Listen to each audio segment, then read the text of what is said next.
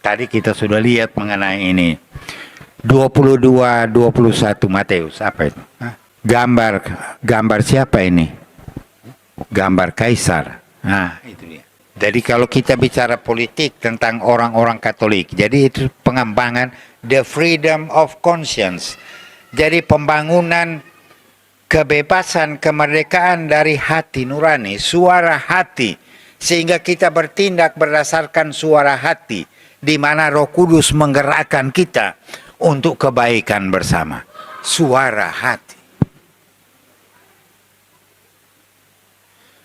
Bukan suara merdu, suara hati yang membawa kita kepada suatu kegembiraan, yaitu evangelisasi, semangat Injil dalam hidup dunia di bidang publik, di bidang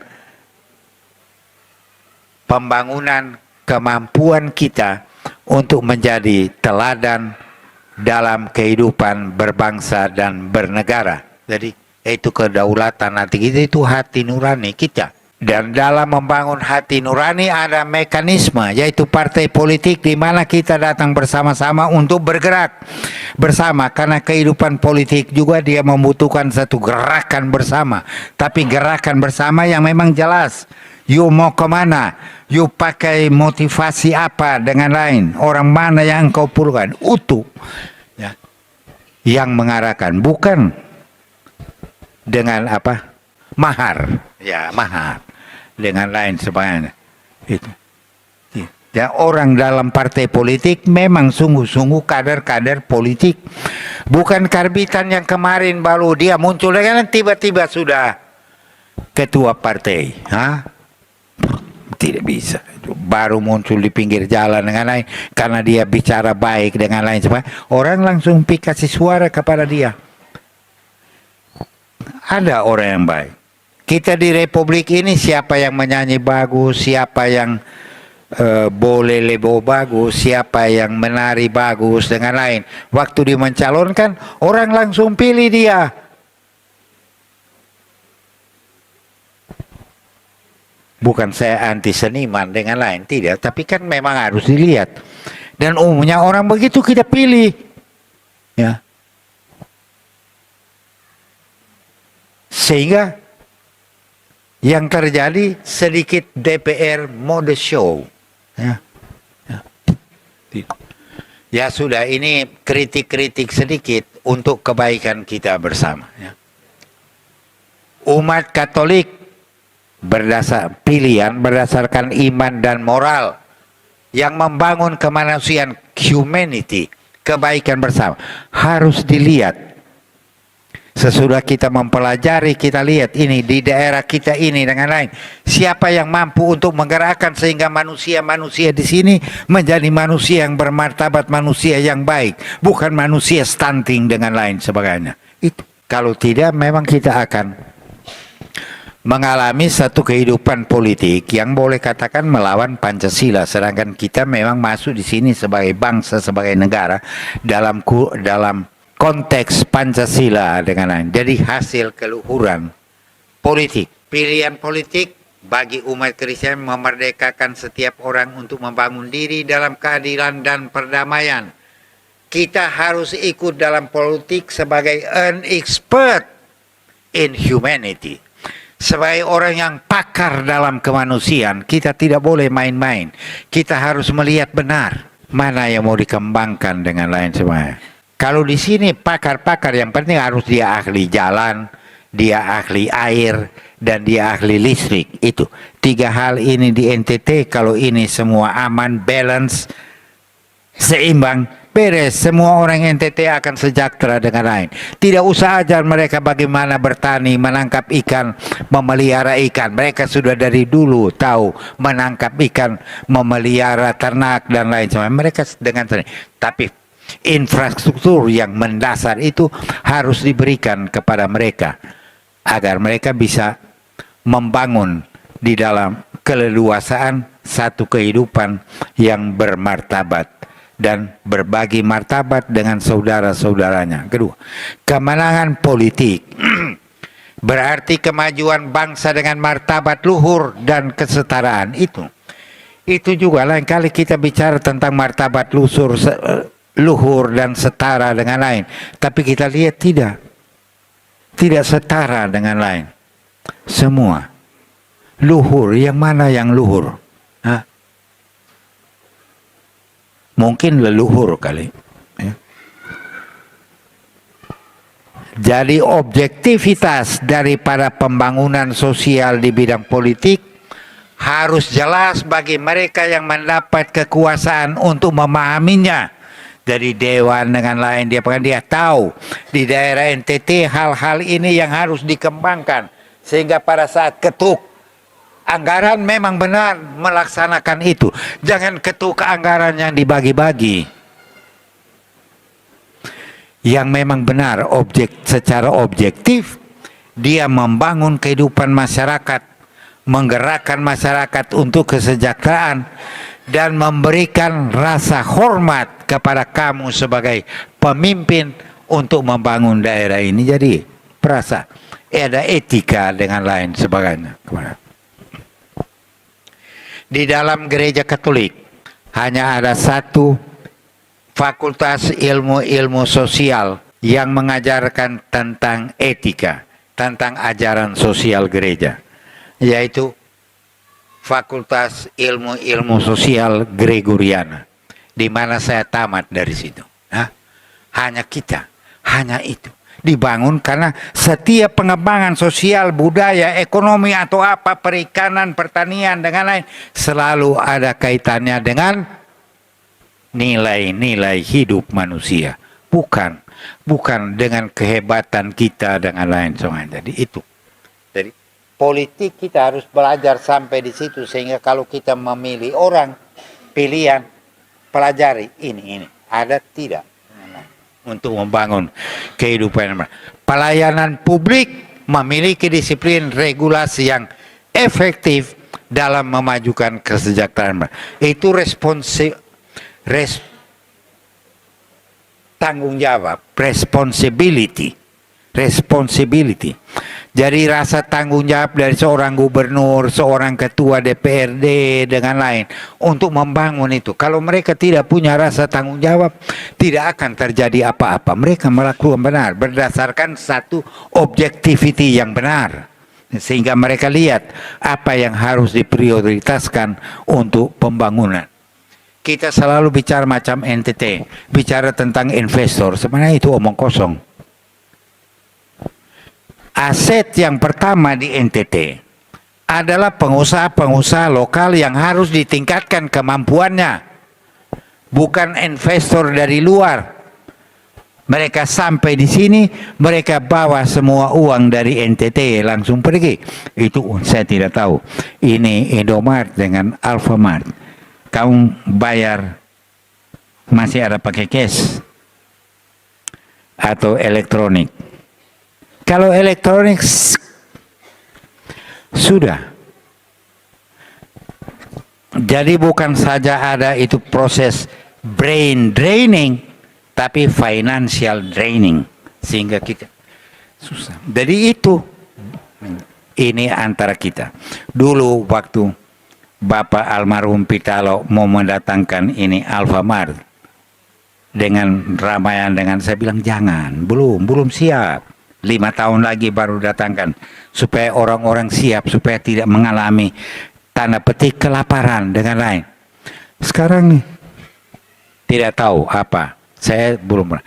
Gloria Dei homo vivens, jadi keluhuran politik bila mana seluruh pekerjaan kemanusiaan kita menghadirkan kemuliaan Allah itu.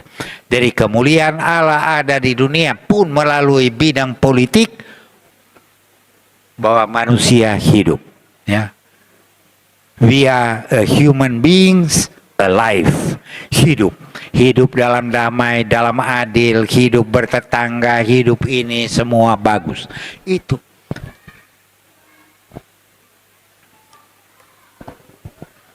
Dan ini akhirnya ini.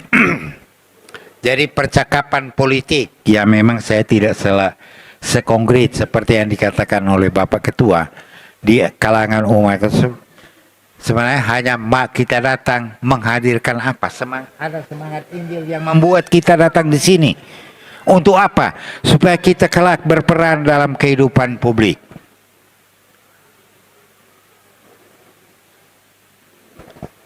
Membangun partisipasi aktif dalam, supaya kita tidak selalu kita tunggu nanti sesudah ini baru kita sembahyangin. Sama saja. Kita sembahyang sekarang dengan sesudah ini Tuhan Allah akan dengar, ya. Jadi hidup publik, dari membangun itu partisipasi untuk hidup publik tidak mudah. Karena umumnya mau partisipasi supaya hidup sendiri, tidak. Memang ada masuk juga di dalam gereja Katolik. Pada saat masa-masa tertentu, semua orang-orang yang hebat-hebat di dunia barat, mereka pergi ke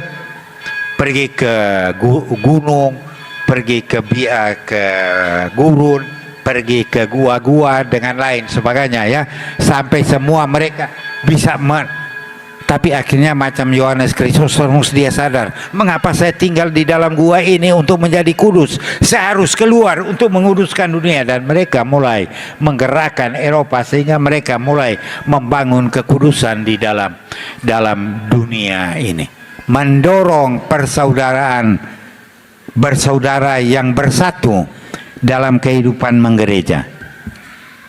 Kebanyakan dalam KUB dengan lain kali kita tidak pergi, hanya pergi sembahyang kemudian pergi.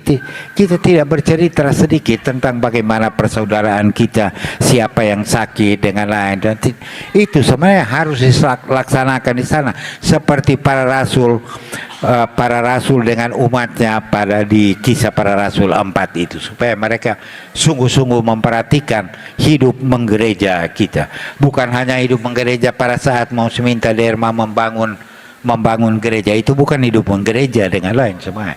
Tapi bagaimana kita punya sikap yang benar terhadap siapa saja dengan kita untuk membangun satu sukacita bersama di dalam hidup. Mencerdaskan, jadi kecakapan bijaksana itu tidak mudah, yang sekarang disebut pendidikan karakter. Jadi mencerdaskan satu kecakapan dari setiap orang di antara kita untuk menjadi bijaksana dalam hidup masyarakat, menjadi bijaksana, bukan hanya menjadi bijak sini, bijaksana.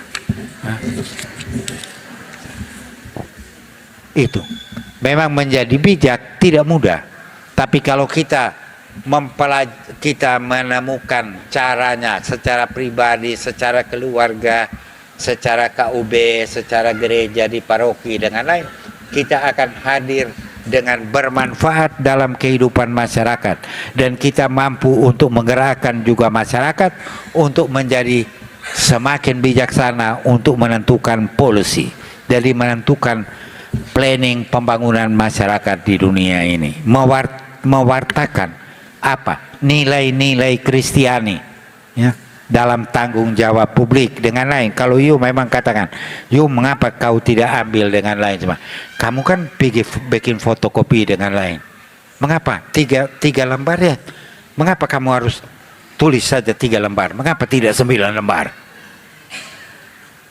Itu kan biasa jadi toh. Ada atau tidak? Memang saya tahu.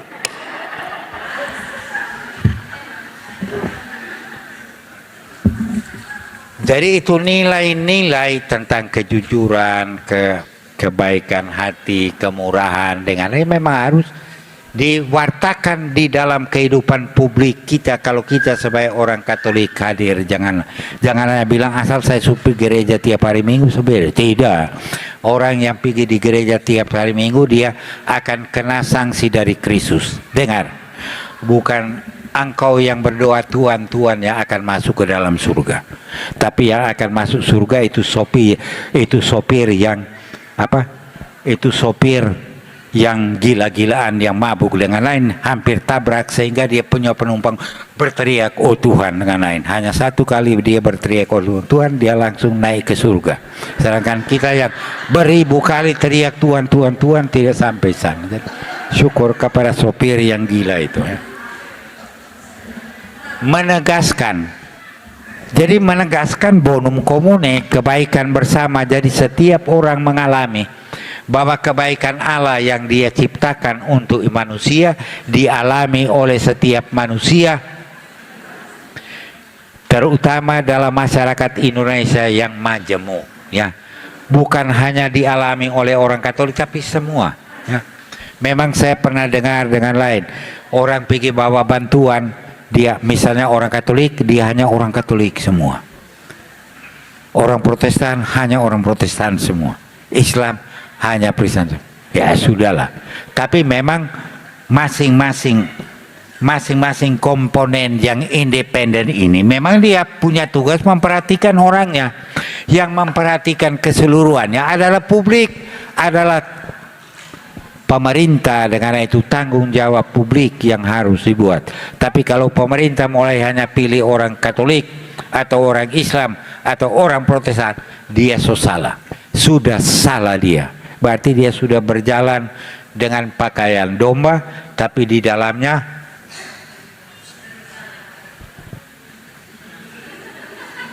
seri setan. Jadi itu menegaskan. Jadi bapak-bapak, ibu-ibu, saudara-saudari yang terkasih, yang terakhir adalah bagaimana kita hadir dalam bidang publik untuk mempertanggungjawabkan iman Kristiani dalam dialog kehidupan, mempertanggungjawabkan dalam kehidupan politik, ya. Santo Petrus dalam suratnya bilang, kamu harus waspada supaya kamu harus memberikan pertanggungjawab kepada orang yang meminta dari kamu. Yang meminta pertanggungjawab dari kita adalah Tuhan.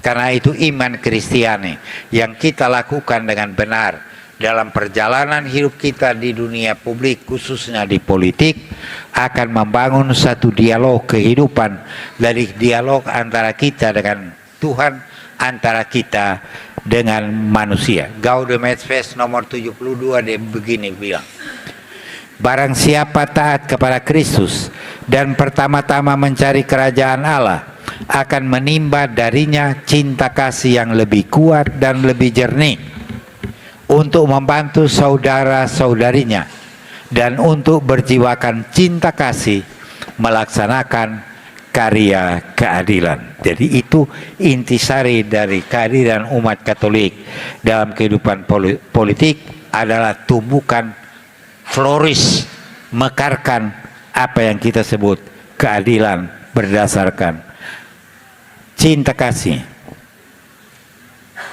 Masih ada satu. Oh, ini tidak ada lagi. Terima kasih. Thank you.